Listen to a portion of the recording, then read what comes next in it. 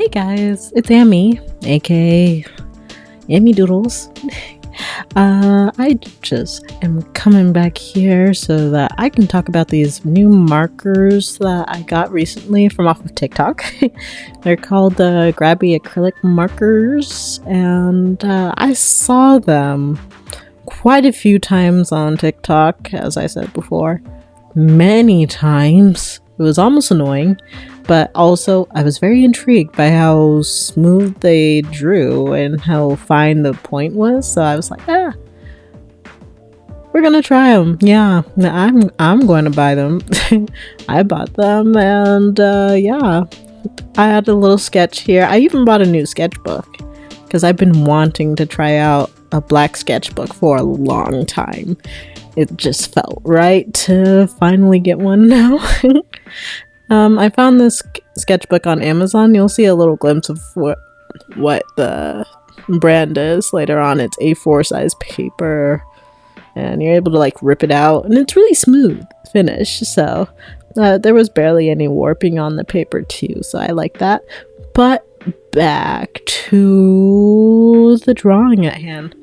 So I have this drawing here. She's just like, I was thinking character wise that she was like at a festival and just like enjoying it, you know, the vibes and all that. And I decided that that was the best thing to do for if I want like to try out all of the colors of the markers all at once. And I think it worked out. Tell me what you think of the drawing by the end of this. I've been missing drawing traditionally for a while now, and I feel like all of this is just an excuse for me to draw as detailed as I want to, and with as many colors and as many layers as I'd like, just to test out everything. It was a lot of fun. I did it in like 2 evenings on TikTok, and you're seeing the live video here right now. I was trying to see what the range of skin tones were like here, but on black paper everything seems very washed out in comparison to black, which is obvious in retrospect. It makes sense.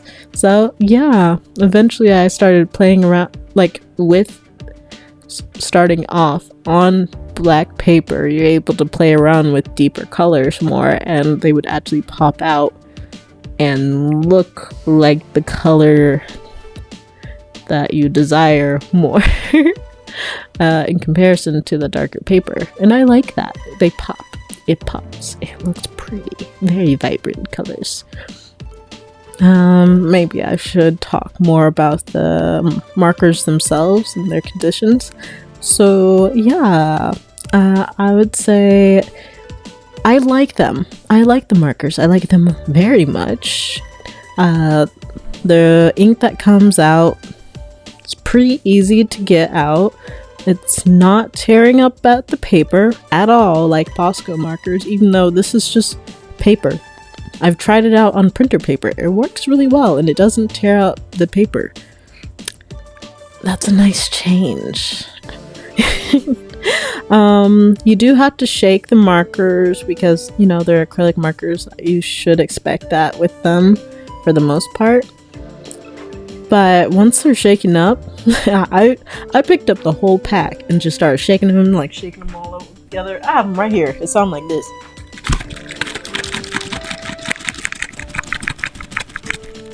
Yeah, just shake them up all together at once. And you're actually pretty good to go. You do have to like poke down the nib into it a little bit, but it only takes like a couple milliseconds for it to start working. So I love that. And the ink goes down really smoothly. Like you can see it in the sheen of it there actually as I'm drawing in a deeper skin tone, because like it's more of like an evening lighting that I wanted, you know, festival time, you know, be out there in the summer at least. Yeah. It's a lot smoother than Posca markers, and they have like a more glossy finish in comparison to them too. I'd say that Posca tends to be pretty matte if you're using them on any surface, really, which I don't hate. There's a purpose for that. It looks cool, but on paper I kind of like the glossy finish better. So they're very opaque. When you shake them up the right way, it's pretty much one pass on everywhere that you need, and you're actually pretty good to go. The nib is very fine point, so eventually I learned, like, oh, if you just tilt it sideways, you know, like how you scrape on the side of a pencil, you can get larger areas at once. But it is still a fine point. Like, they're still fine pointed, and I like how detailed you can get with them because of that. And yeah, it feels like something that you would use to finish something. Yeah, like it's the finishing details that you can put in with these markers, and yeah, that's very satisfying to do, especially with acrylic markers. Sometimes it's harder to use just a brush and the paint. For some reason, I always think of using acrylic paint for larger paintings, not necessarily small things. It's easier to do acrylic paintings when they're larger, in my opinion. Maybe from my own experience there. And because these are so fine pointed, I think that can change for me. I believe in myself, actually. To be able to make a change there. I have a couple of unfinished acrylic paintings just lying around because I just felt like it wasn't quite done, and I didn't feel like pulling out a finer brush just to finish the one painting at a time, because I don't feel like mixing the same colors that I'm lazy right now. I work full time, okay? And I love color, but I'm also a stickler at trying to get it exactly right, so it'd be nice just to use these markers in those cases where it's just like line work and like the finishing touches of like edges, something hard edged and clean looking here and there. Yeah, I will be using these. You'll see a lot more of these markers in the future. I like Grabie. Grabie did good job. Proud of you. Know that this is not like some sort of sponsored thing. I just wanted them.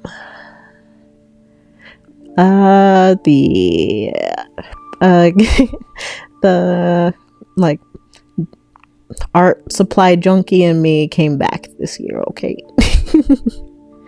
And you know, I can afford it because I work full time. Yeah. Okay, alright. But I really was questioning how I wanted to use all of the different colors here because they have quite a few that come in the pack. Let me see. How many come in this pack? It's a 28 set of markers, and yeah, I've tried really hard to use as many of them as I could. Some colors were covered over eventually. You see the lavender on her cheek there? That's eventually going to disappear because, you know, layering is an option, and it's inevitable for me. So I do eventually cover up a lot of things because I am drawing, and you gotta make room for stuff. This is the end of the first part of the live stream and the start of the second one. I started coloring the like her stomach off screen because, you know, it was another day and it was very satisfying to do. Like, I started doing this whole blocking thing. Like, see right here, I draw a block and then I start coloring it in so that I actually get a very even coat in each spot. And it felt nice. You can even see some of the pattern in her stomach, like faintly, a little bit. Each area that I started drawing a shape in and then coloring inside of it. It's fun.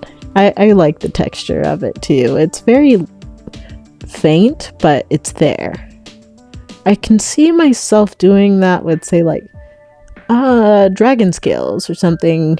I need to test out how they are mixing wise. Like, say I start drawing with one color and having another one right next to it before it completely dries, but I wasn't able to really test that out this time because the ink, it dries pretty quickly actually, and that is a plus or a minus depending on how you're trying to draw or paint. Really. I do want to see what it'd be like to paint this with a paintbrush. Like, say I have this, like, I'm starting to draw with like 2 different colors and see if having like a wet paintbrush nearby and trying to like smear it together, if I can blend things more seamlessly. This is the plan for the future. I'm going to test it out. I'll let y'all know how that goes. But hey, if y'all have any ideas on what I should, like, how I should test these out, because I am not the biggest acrylic painter, at least not recently, mostly because I have an iPad and a Apple Pencil, and I've been doing a lot of digital art recently. You can see on my TikTok that that is the main thing that I've been really posting, besides all of my convention going stuff here and there. I did quite a few conventions this year, and I'm proud of myself. I'm happy with my overall experience with getting back into doing conventions this year. Well, maybe not. It's been a slow year. It's kind of been varying experiences with conventions this year. It depends on which ones you go to. So the smaller ones, you get to know the artists better, but you may not make your sales back to cover the table, is what I've learned from this year. But if they do market well enough and actually are organized, the convention should go well regardless. And yeah, I had a couple of really good convention experiences this year, and it's been awesome. And I'm gonna do it again next year. I'll do it all again, just to learn and just to be able to see a lot of other artists again that go to these conventions and sell their artwork. It's really cool, and I get to be a part of that, and that's awesome. Wouldn't trade that. Let me think.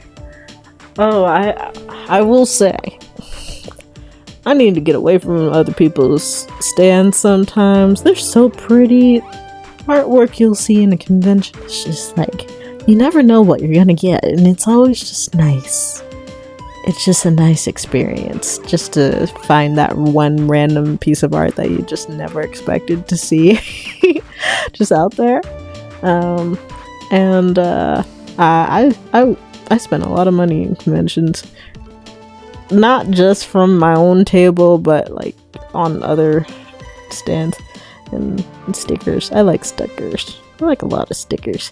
You'll see a lot of them in the future. If you're in Dallas, Fort Worth, Metroplex, you'll possibly see me at a convention in those areas. Possibly. But, yeah.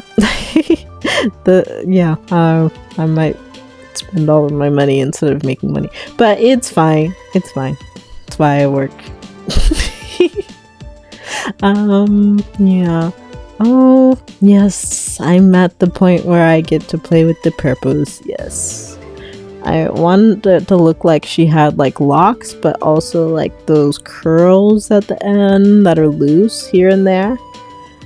I want the pink to stand out in the sunlight, like she has that. What is it called? It's a certain time of the day where like the sun is beating on like the. I'd say like the. Like on one side of your body, and it's all just like a warm yellow hue all over you. It's very pretty. I'm gonna look up what that word is because I remember what the term is. It's just at the tip of my tongue. I'll insert it here. It's called golden hour. It took a moment for me to look it up. Yeah, it's called golden hour.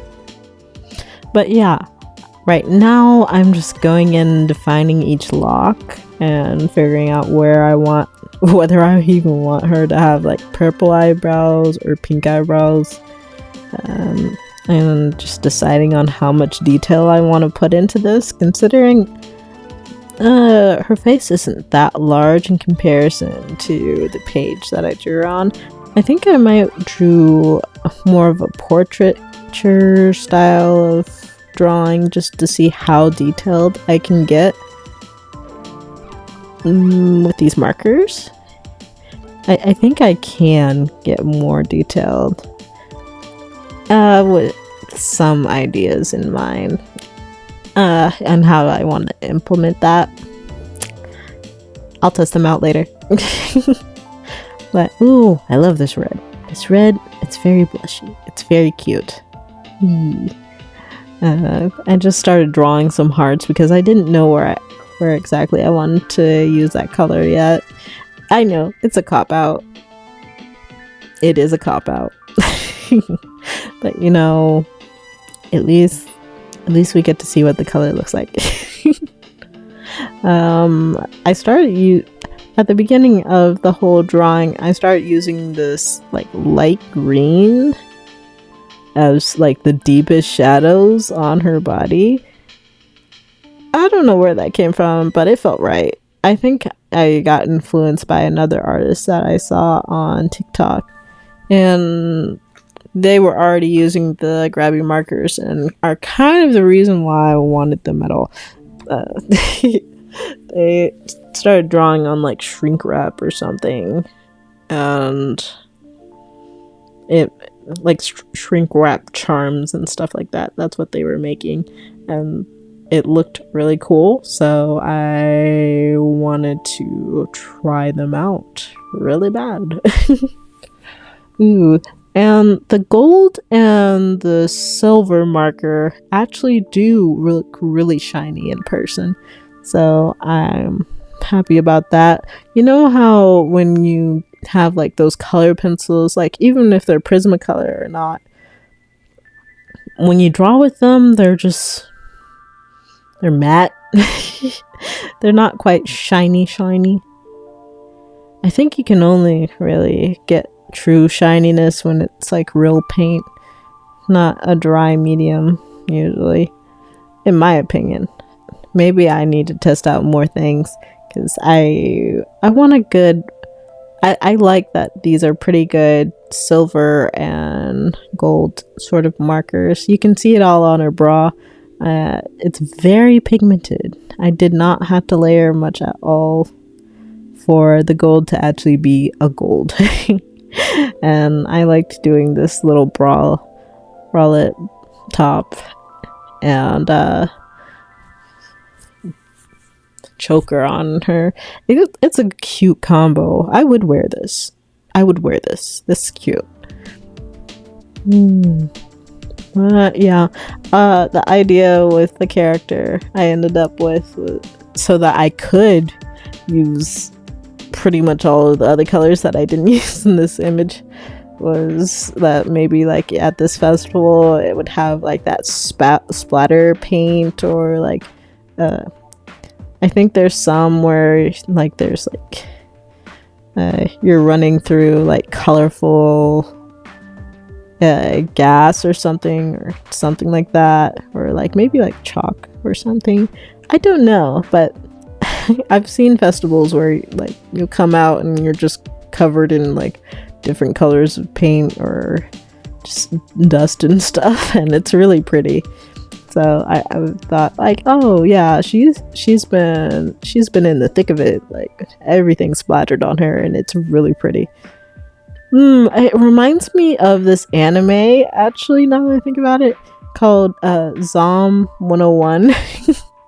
The way that they draw the zombies in that whole show is actually really funny to me, because they decided instead of there being any indication of like wounds or anything, instead it's like splatter paint, artistic all over the place, and it's really pretty, actually, the placement of color. But I know that it's supposed to be gore in real life, but it's pretty. Oh, that's the paper. It's black paper sketchbook, 140 GSM, 60 pages. Yeah. And you know, I'm going to get a lot of use out of this, so yeah. Oh yeah, I added some in places.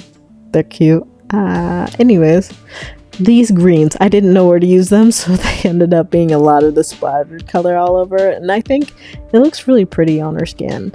Like the warmer red tones in her skin work really well against the green, so it's just like they both complement each other, and it looks like I did it on purpose.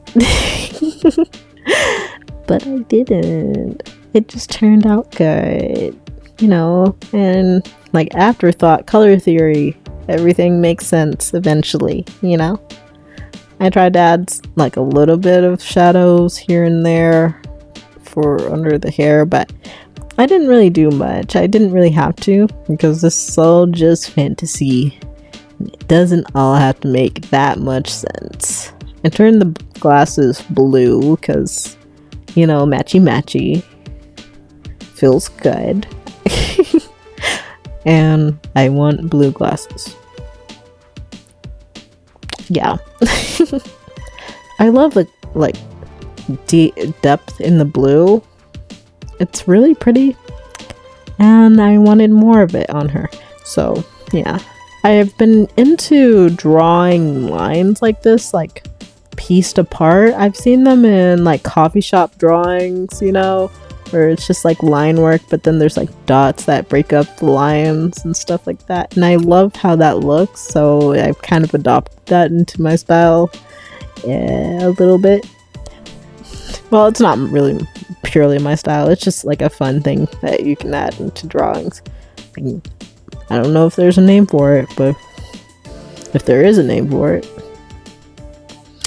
it's not just hatching, probably. It's probably not just called hatching, but the style of drawing this line work, I guess I don't know how to research that. But someone will inform me if it is important. Oh, you get to see the silver. It does take a bit of shaking for it to actually show properly, but once it does get going, it's just really easy to start layering it on top of everything. And I love how it looks. It's very glittery in person, but I am sitting in bed while I'm drawing this, so I'm not really that concerned about any of the shadows or anything on her face or the lighting in the room. It's just, you're able to see everything, yeah? And I am not an influencer. I am just here enjoying vibes and drawing. And I've finished her, and I think I might turn her into a sticker or something, because I enjoyed this, and she looks cute. So she's a little butterfly, and I'm done for today. Thank you for watching. I hope you'll have a lovely holiday. Bye.